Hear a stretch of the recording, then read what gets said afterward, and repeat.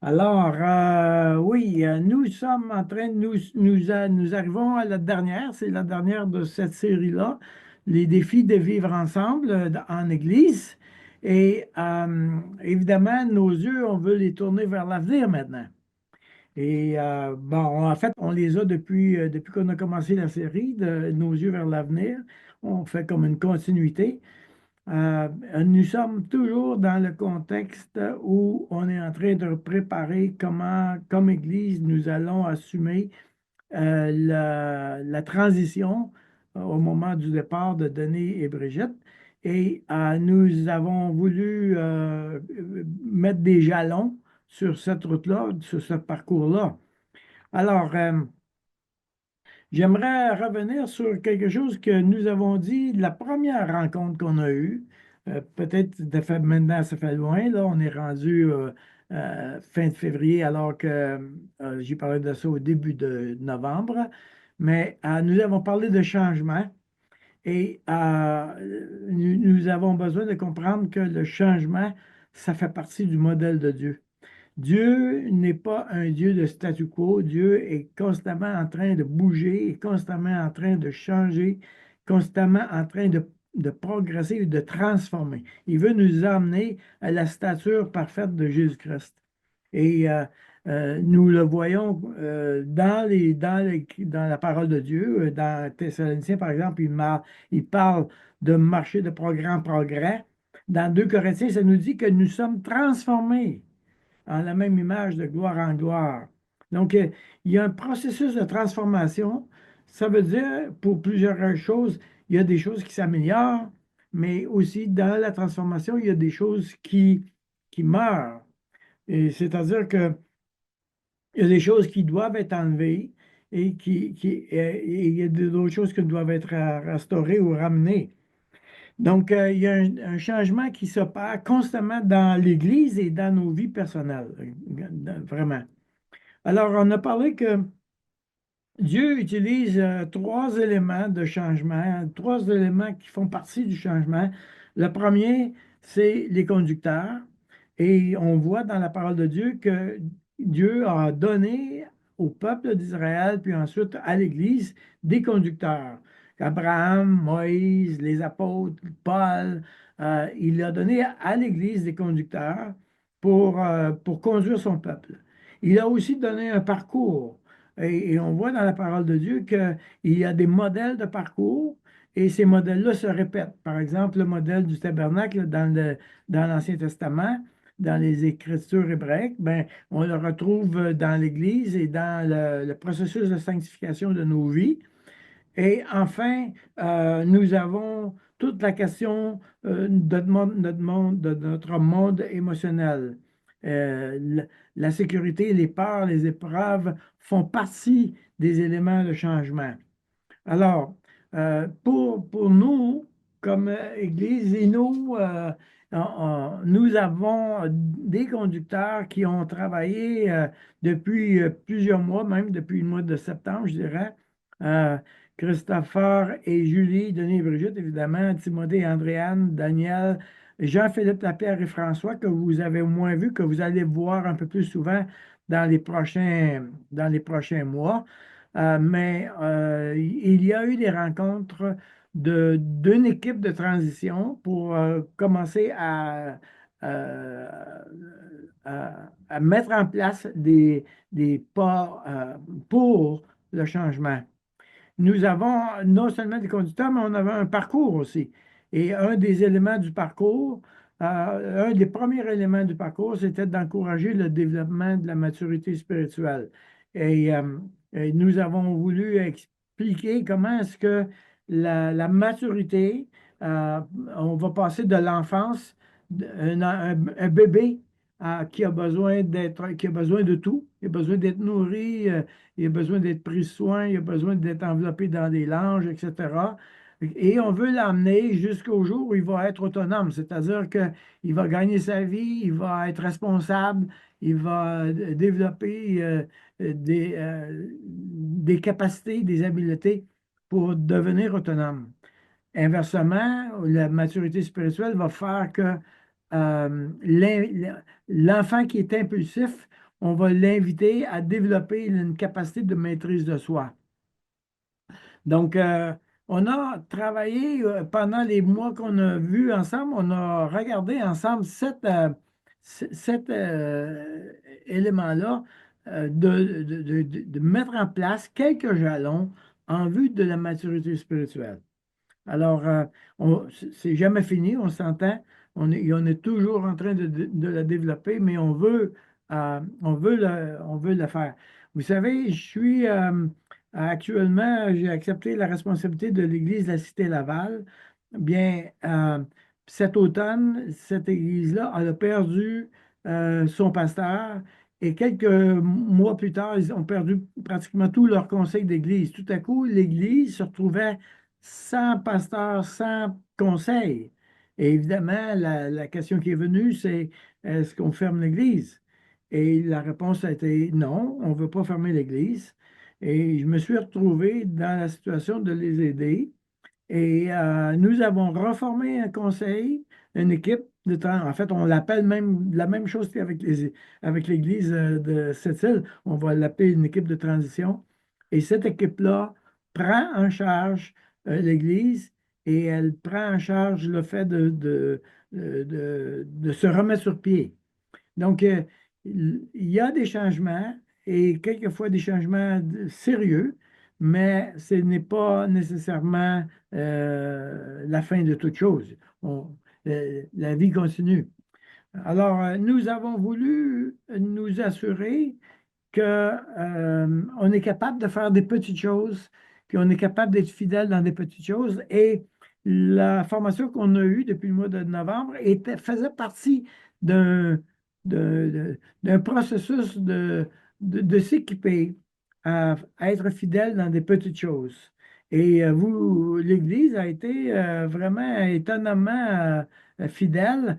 Lundi après lundi, on a vu que les gens ont persévéré dans le processus. Ils ont persévéré à être présents, à faire la démarche. Alors, on veut louer le Seigneur pour ça. Euh, dans le parcours, nous avons aussi les trois prochaines étapes. On a dit, on va former une équipe de transition. En réalité, on a presque fait ça maintenant. Denis, depuis le mois de janvier, a contacté plusieurs d'entre vous, plusieurs gens de l'Église, en vue de lancer le défi de faire partie d'une équipe de transition. Et ce que nous allons faire avec cette équipe-là, on va commencer à enseigner cette équipe-là régulièrement pendant la prochaine année et demie à prendre la responsabilité de l'Église. Donc, ça fait partie du parcours et on vise que l'équipe de transition puisse prendre en charge euh, l'Église au moment du départ de Denis et Brigitte. Alors, donc, on a parlé qu'il y avait des conducteurs, on a parlé qu'au niveau des changements, il y a un parcours, on s'en va quelque part, on n'est pas en train d'errer, on a un but, une orientation, on est en train d'accomplir quelque chose. Et le troisième élément, qui est plus émotionnel, ça touche à la sécurité, les peurs et les épreuves. La sécurité, parce que euh, euh, nous avons besoin de sécurité pour les changements et Dieu nous donne cette sécurité-là. Cependant, quelquefois, on recherche trop la sécurité et parce qu'on veut s'assurer d'être en sécurité et on veut protéger la sécurité, on refuse le changement. Et ça, c'est pas bien. Ça, c'est pas bien. Parce que tout à coup, c'est ma sécurité qui devient ma manière de me rassurer. Et ça, c'est mal. Donc, à la fois, Dieu dit, je suis avec vous, je suis votre sécurité, mais en même temps, parce que nous sommes allés, nous allons vers le changement, ça veut dire que ça se peut que je me sente pas sécure dans l'action qu'on va faire. On est dans un changement. Les peurs. Les peurs peuvent nous paralyser.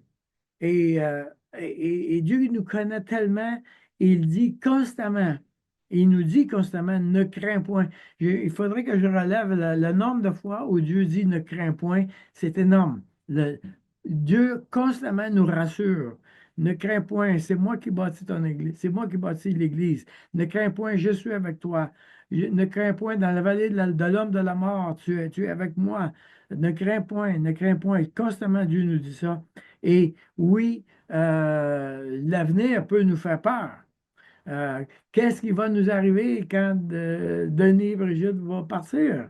Oui, mais les peurs peuvent nous paralyser et peuvent nous empêcher d'aller d'avant. Et enfin, les épreuves. Et il faut savoir que la raison pourquoi on est constamment en changement, c'est que Dieu passe son temps à poser des actions pour nous aider à nous transformer. Alors, qu'est-ce qu'il fait?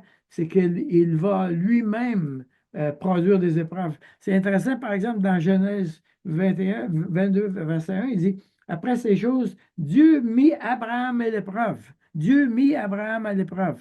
Et, et si on prend le temps d'examiner toute cette question d'épreuve-là à travers toute la Bible, Dieu constamment utilise les épreuves pour nous raffiner, pour nous épurer comme l'or. Les